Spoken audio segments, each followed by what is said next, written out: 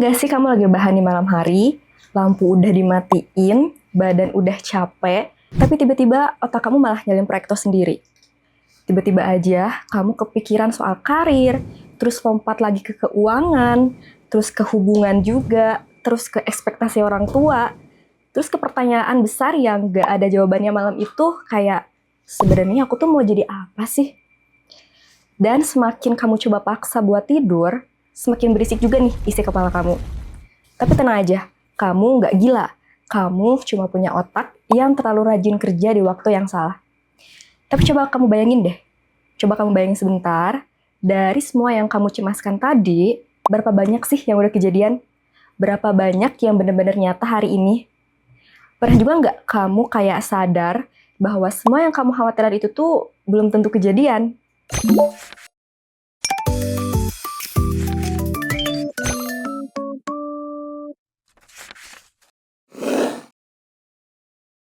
Jadi gini, otak manusia itu sebenarnya punya sistem pendeteksi bahaya bawaan. Namanya negativity bias. Secara sederhana, otak kita tuh jauh lebih kayak waspada terhadap ancaman dibanding hal-hal baik. Kalau ada 10 hal terjadi hari ini, 9 diantaranya bagus dan satunya buruk. Otak kamu tuh bakal lebih banyak kayak mikirin yang satu itu. Dan dulu, sistem ini tuh sangat berguna banget. Dimana nenek moyang kita tuh butuh hal ini tuh buat survive, buat tetap waspada dari predator, dan dari bahaya nyata yang bisa membunuh mereka kapan aja. Sekarang, bahayanya tuh adalah notifikasi LinkedIn yang kayak ngasih lihat teman kamu tuh kayak baru dapet promosi gitu. Atau kayak postingan Instagram, dimana kayak teman-teman seumuran kamu tuh hidupnya udah kayak kelihatan jauh lebih tertata. Atau pertanyaan dari keluarga waktu lebaran kayak, kamu sekarang udah di mana? Kamu udah nikah belum? Nah, dari sinilah muncul yang namanya catastrophizing. Emang apa sih itu tuh sebenarnya? Nah, catastrophizing ini itu adalah bukan berarti kamu dramatis atau lebay. Catastrophizing itu kayak kondisi di mana otak kamu itu langsung kayak lompat ke skenario terburuk. Padahal kamu masih kayak ada di halaman pertama cerita. Baru satu hal yang nggak berjalan sesuai rencana, otak kamu tuh kayak udah ngitung kerugian sampai 10 tahun ke depan gitu. Terus pas kamu kayak lagi gagal interview, otak kamu tuh kayak langsung bilang, waduh, berarti karir aku tuh hancur nih kayaknya. Berarti aku nggak akan bisa beli rumah, berarti aku nggak akan bisa beli apapun yang aku mau, dan malah jadi beban keluarga. Padahal, saat kamu gagal dari interview itu, yang paling menguras energi dari pola pikir kayak gini itu adalah kamu kayak sedang membayar cicilan rumah yang belum kamu beli. Di kota yang belum kamu tuju, untuk kehidupan yang belum tentu kamu jalani. Dan energi itu malah kayak habis duluan aja gitu. Sementara perjalanannya itu bahkan belum dimulai. Dan itulah yang bikin kayak badan kita tuh tiba-tiba lelah seharian, padahal kita lagi gak ngapa-ngapain. Susah fokus meski gak ada gangguan berarti, dan gampang tersulut sama hal-hal kecil gitu. Tidur misalnya jadi kayak gak nyenyak, meskipun itu tuh kayaknya udah ngantuk berat gitu. Dan ini tuh bukan berarti kamu yang lebay, tapi itu tanda kalau misalkan otak kamu itu lagi kerja terlalu keras untuk melindungi diri kamu dari ancaman yang sebenarnya belum tentu datang. Dan kalau misalkan kamu kayak lagi ngerasa kayak gitu, itu tuh bukan kelemahan, itu juga bukan tanda kalau kamu itu nggak bersyukur atau nggak cukup kuat gitu. Itu tuh tanda kalau misalkan sistem perlindungan di kepala kamu itu masih aktif. Cuma memang sekarang dia kayak nggak bisa lagi membedakan nih, mana bahaya yang nyata sama mana bahaya yang kayak bayangan aja gitu, yang kamu ciptakan sendiri di jam 11 malam. Nah, kalau misalkan ini yang kamu alami, terus gimana dong cara ngatasinnya? Nah, ini dia. Oke, jadi kita kan kayak udah tahu nih, kenapa otak kita tuh bisa sampai segitu capeknya. Nah, sekarang bagian yang lebih penting, gimana sih cara kita mulai keluar dari spiral itu gitu ya? Langkah pertama yang mungkin bisa kita praktekkan, yang pertama adalah kayak pisahkan memikir sama khawatir. Kelihatannya mungkin ini sepele, tapi bedanya besar banget. Merencanakan masa depan itu tuh sehat, dan itu tuh perlu. Tapi ada titik di mana kamu tuh kayak udah nggak lagi merencanakan. Kamu udah mulai mikirin nih konsekuensi dari segala konsekuensinya. Dan itu tuh bukan planning lagi, ini adalah spiral. Dan cara bedainnya itu sederhana. Kamu bisa tanya ke diri sendiri, kayak pikiran ini tuh menghasilkan langkah konkret yang bisa aku ambil, atau coba menghasilkan banyak pertanyaan yang bikin aku tuh malah makin cemas. Kalau misalkan jawaban yang kedua, berarti itu tandanya kamu lagi khawatir dan bukan lagi mikir.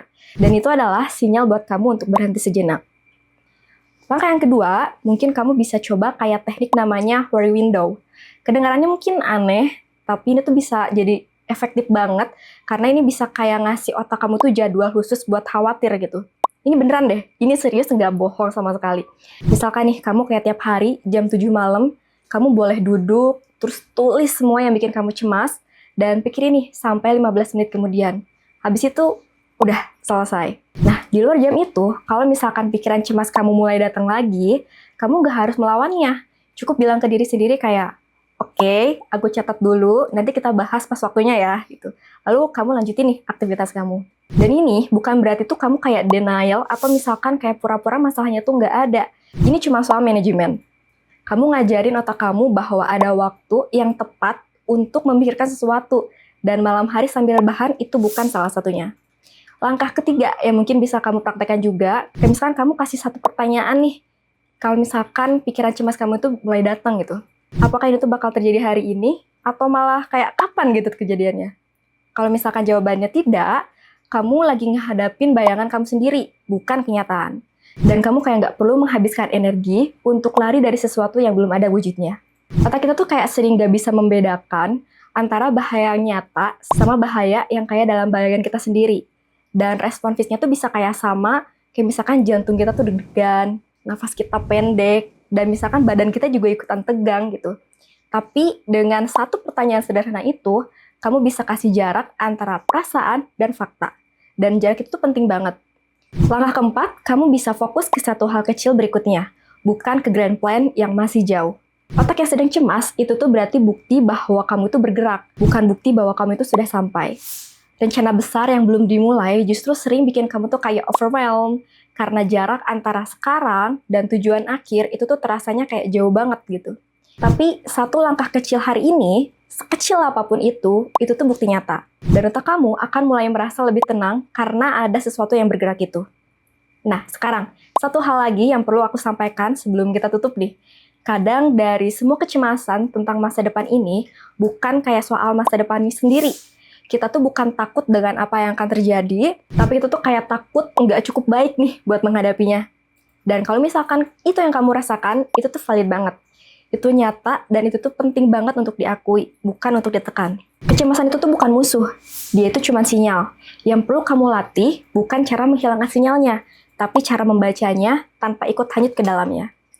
Dan mungkin di masa depan nih, kita kan memang nggak tahu pasti gitu ya. Dan itu tuh adalah sebuah fakta yang nggak bisa kita ubah.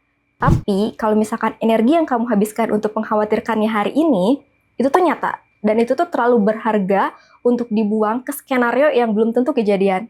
Menariknya, pola kecemasan, cara kita merespon ketidakpastian, dan seberapa keras kita menuntut diri sendiri, semua itu tuh kayak sering kelihatan dari hal-hal kecil yang kita lakukan sehari-hari, termasuk dari cara kita menulis. Kalau misalkan kamu penasaran, seperti apa pola itu kelihatan di dirimu, kamu bisa cek lewat tes grafologi di grafologiindonesia.com. Siapa tahu kamu nemu sesuatu tentang diri kamu yang selama ini tuh belum kamu sadari. Dan kalau misalkan kamu ngerasa video ini relate, kamu boleh tulis di kolom komentar di bagian mana yang kamu rasa itu tuh adalah yang paling relate banget. Dan jangan lupa subscribe biar tiap minggu kita bisa cek mental kita bareng-bareng.